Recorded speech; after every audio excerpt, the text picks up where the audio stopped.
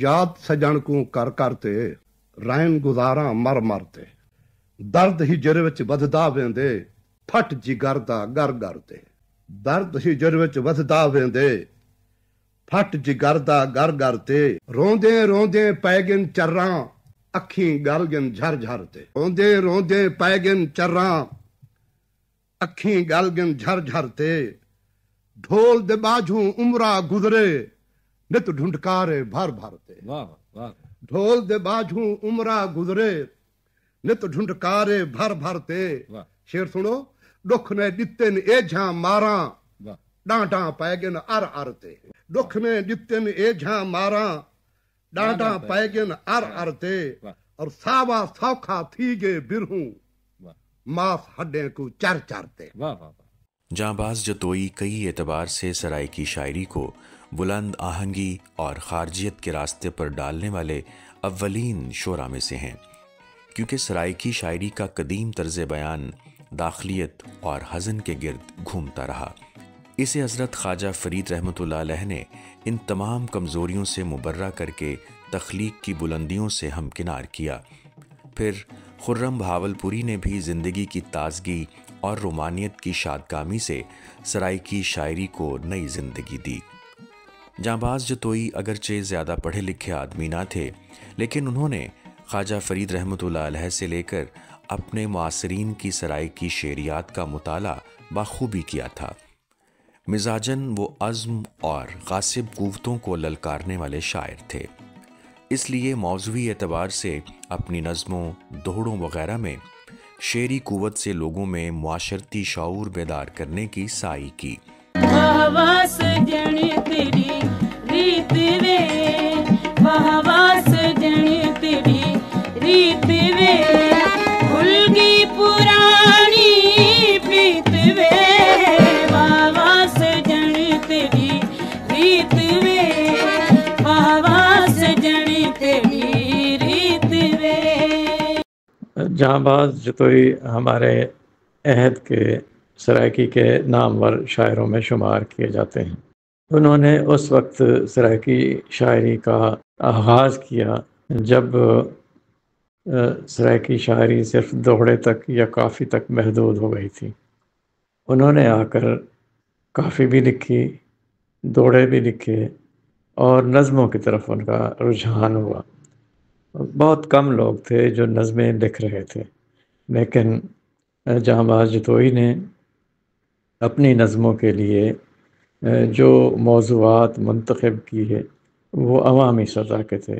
कहीं वो किसान की बात करते हैं, कहीं वो इस धरती पे होने वाले जो नाइंसाफ़ी हैं उनकी बात करते हैं, कहीं वो हमारे जो हुक्मरान हैं उनकी बात करते हैं, और कहीं वो हमारे समाज के या हमारे तहज़ीबी जो वर्से हैं, मेले ठेले, उनके हवाले से अपनी शायरी में बात करते हुए नज़र आते हैं। अच्छा, जांबाज जतोई मैं समझता हूँ कि मुशायरे का शायर था। एक बुलंद आहंग आवाज़ थी और जहाँ जाते छा जाते थे। ख़ास तौर पर जब इस्लामाबाद में उन्हें बुलाया गया, बहुत पहले की बात है, जिसमें बड़े बड़े शायर मौजूद थे। जब इन्होंने अपना सराइकी कलाम पढ़ा तो दम बखुद रह गए। जिस तरह उनके यहाँ वोकैबुलरी थी और जिस तरह लफ्ज़ों का इस्तेमाल करते थे, इसके अलावा उनके लहजे में बड़ी घन गरज थी। ऐसे लगता था बग़ैर माइक के भी जब वो बोलते थे तो दूर दूर तक उनकी आवाज़, सरापा उनका इंतहाई सादा एक चादर धोती और उसके ऊपर लंबा कुर्ता और गले में मुख्तलिफ मोतियों की अपना माला होती थी। अंगूठियाँ भी अपने दोनों हाथों में मौजूद होती थीं। बड़े बड़े घुघरियाले बाल और दाढ़ी, और अपने वैसे भी वज़ाकता से भी वो यूँ लगता था जैसे सही मानों में सराइकी ज़बान की खिदमत करने वाले हैं या शायर हैं। इनके यहाँ सनत तज़ाद के साथ साथ सराइकी लसानियात का दलेराना आहंग ही दूसरों से जुदा करता है। जांबाज जतोई ने सराइकी खित्ते की महरूमी और पिसे तबकात को जागीरदारी निज़ाम के जबर तले बदहाली में गहराई से मुशाहिदा किया था, इसलिए उन्होंने इनके खिलाफ अपने कलाम की जानदार आवाज़ से काम लिया और यहाँ के लोगों को महज किस्मत के रोने धोने के बजाय अमल पर आमादा किया। मुंड जे कोई इब्तदा आखूं या सिरैकी मुंड आखूं, मेरे ख्याल दे विच शायर बनदा नहीं जमदे, ते शायर दे कलाम विच दर्द ਉਹ ਦੁੱਖ ਹੁੰਦੇ ਨੇ ਜਿਹੜੇ ਉਹ ਮਿਲਦੇ ਨੇ ਵਰਸੇ ਚਮਦੇ ਨੇ। ਕੋਈ ਦੁੱਖ ਮਿਲ ਵੰਜੇ, महबूब ਦਾ ਦੁੱਖ ਮਿਲ ਵੰਜੇ, ਵਾਲਦੈਨ ਦਾ ਦੁੱਖ ਮਿਲ ਵੰਜੇ, ਪਿਓ ਮਾਂ ਦਾ ਸਾਇਆ ਸਿਰ ਤੇ ਨਾ ਰਹਿ ਵੰਜੇ, ਜਾਇਦਾਦ ਤਲਬ ਥੀ ਵੰਜੇ, ਦੁੱਖ ਨਾਲ ਉਹਦੀ ਕਲਾਮ ਜ਼ਿਆਦਾ ਦਰਦਨਾਕ ਬਣ ਵੈਂਦੀ ਹੈ। ਵਾਕਈ ਸਵਾਲ शायरी ਦਾ शेर विद्या ते खुदाबंदी। जांबाज जतोई साहब सराइकी वसेब का बहुत बड़ा नाम, बहुत बड़े शायर, दरवेश सिफत इंसान थे। इनसे मेरी पहली मुलाकात 12-13 साल की उम्र में हुई, जब ये हमारे घर अहमदपुर शिरकिया तशरीफ़ लाए। हाफिज़ अब्दुल करीम दिलशाद साहब, जो हज़रत ख्वाजा ग़ुलाम फ़रीद रहमतुल्लाह अलैह और खुर्रम बहावलपुरी साहब के बाद सराइकी शायरी में बहुत बड़ा नाम इनका लिया जाता है। इनको उस्ताद शोहरा में तस्लीम किया जाता है कि बेशुमार शागिर्द थे। अक्सर शायर इनके पास जाते थे, सराइकी के जो ये लफ्ज़ बोलते थे या अपनी शायरी में इस्तेमाल करते थे, वो इतने मुश्किल कि आम लोगों को उनके मायने नहीं आते थे। तो वो लोग फिर जाते थे इनसे पूछने के लिए कि क्या ये सराइकी का लफ्ज़ है और इसके मतलब क्या है। तो ये फिर बताते थे कि यहाँ ये लफ्ज़ है या ये नहीं है, तो ये इस्लाह करते और बड़ी खानदा पेशानी से पेश आते थे। जांबाज जतोई की शायरी का ये मरकज़ी नुक्ता फ़न है। जांबाज जतोई अपने दौर के शायरों की जान थे। उनकी गरजदार आवाज़ जोश मलीहा आबादी की सूरत ज़बरदस्त दादो तहसीन हासिल करती थी। कुछ ना थे ढोल कदाएं, कुछ ना थे वे ढोल कदाएं, आपस मेरे कोल कदाएं, कुछ ना थे वे ढोल कदाएं। उनकी जो शायरी है उसमें हमें बहुत मजबूत इरादे नज़र आते हैं और अपनी ज़ात की पहचान मिलती है। दुख सुख रोग ख्वाहिश सब पुख्ता और काबिल फ़हम अंदाज में मिलते हैं, सब उन्हें समझ सकते हैं। अपनी ज़ात से आगाही, खुद शनासी और जग शनासी ने उनके शेरों को खूबसूरती बख्शी है, जमाल बख्शा है और उनका कलाम उनके लहजे, असलूब और मुकम्मल इनफरादियत का मज़हर है कि पता चलता है कि ये उनकी ही शायरी है। और उनकी शायरी में फ़ितरत में रची सादगी और नरम रवि है, हुस्न है, चाहत है, जमाल है, जलाल है, यानी कि बहुत से पहलू हैं। उनकी शायरी का बुनियादी मौजू इंसानी ताल्लुकात और शख्सी रवैये हैं, जो एक फ़र्द को दूसरे फ़र्द से करीब लाते हैं या दूर ले जाते हैं, यानी कि वो इंसानी नफ्सियात भी समझते हैं और उसका इजहार भी कर सकते हैं और बहुत अच्छे तरीके से करते थे। उनके अक्सर अशार इन्हीं कुर्बतों और दूरियों की दास्तान सुनाते हैं। वो मुनाफ़क़त के सहल रास्ते की बजाय सच का खारदार रास्ता मुंतखब करते हैं। माशरे में हमें जो भी इसराब मिलता है, हालात में जो नशेब फ़राज आते हैं, वो सब कुछ मुख्तलिफ़ अंदाज में हमें जांबाज जतोई के कलाम में रोशन नज़र आता है। वो अपने मोहब्बत भरे जज्बे को बड़ी नरमी, सच्चाई और ख़ूबसूरती से बयान करते हैं और मैं समझती हूँ वो अपनी शायरी में हमेशा ज़िंदा रहेंगे। वो सराइकी सुखन को अवामुन्नास में 20वीं सदी के दौरान मकबूल बनाने के बेमिसाल शायर थे।